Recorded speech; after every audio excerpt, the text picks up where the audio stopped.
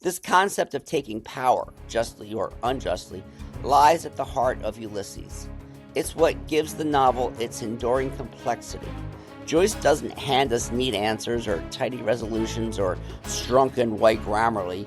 Instead, he invites us to wrestle with the big questions, to think about the dynamics of power, authority, and identity.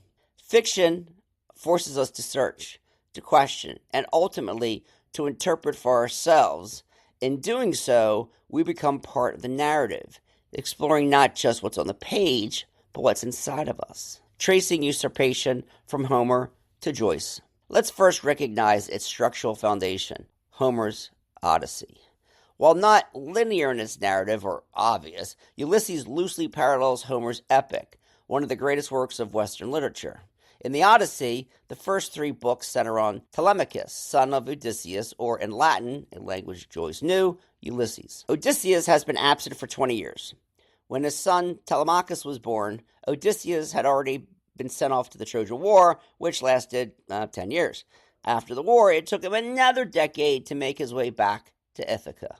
An army of suitors had camped on Ithaca for Penelope, his wife, taking over and plotting the murder of Telemachus, her son. So we have this epic of displacement, longing, and return.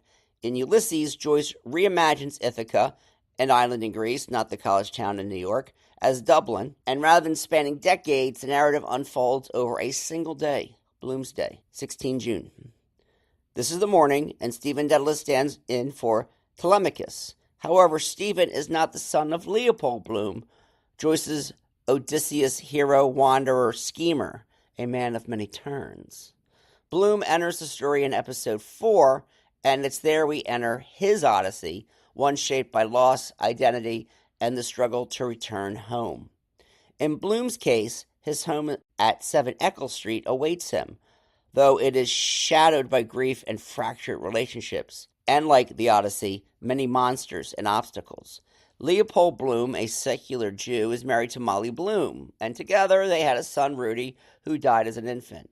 They have a teenage daughter. This loss haunts Bloom, shaping his interactions and perception of fatherhood. Is the thought of a new child a painful threat of usurping the memory of Rudy? Gotta ponder that one.